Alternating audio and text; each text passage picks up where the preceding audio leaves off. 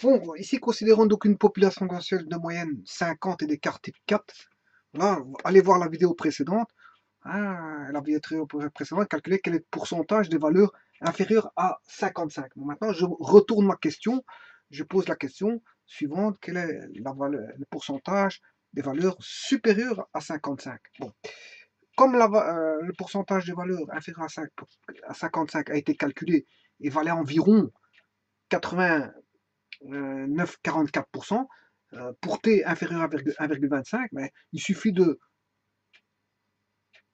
retourner le sens de l'inégalité, c'est x plus grand que 55 et t plus grand que 1,25.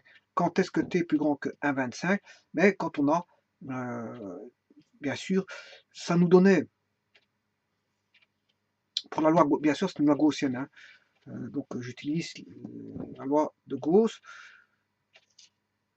Là, quand j'ai ceci, voilà, le tableau me donnait ceci. Rappelez-vous que j'ai dû rajouter ceci, 50%, me donnait, pour t inférieur à 1,25, 89,44%. Donc, pour avoir t supérieur, c'est-à-dire la partie ici, la petite partie là, supérieure à 1,25, et vous comprendrez que pour avoir la partie là, qu'est-ce que je fais?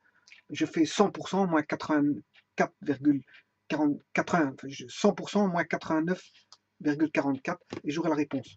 C'est la toute petite partie là, parce que le tout il fait 100%. Le tout fait 100%. Je fais ça moins ça, et ça nous donne, calculette, 100% moins 89,44, 10,56%.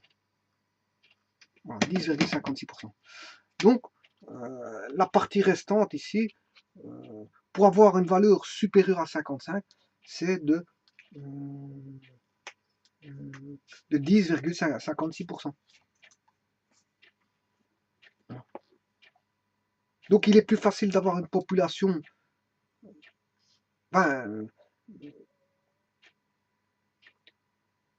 il est plus facile d'avoir un pourcentage de valeur inférieur à 1,25 que supérieur à 25. Inférieur à 1,25, on a quasiment 90%.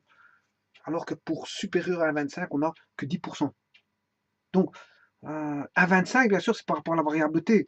Mais si je prends par rapport à la variable x, à la population de moyenne 50, mais pour avoir 55, c'est plus dur. Supérieur à 55, c'est-à-dire 60, 70.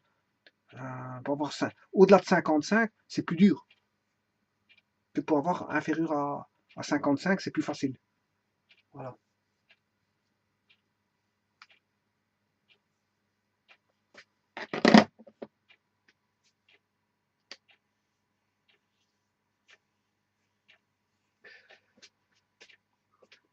Merci.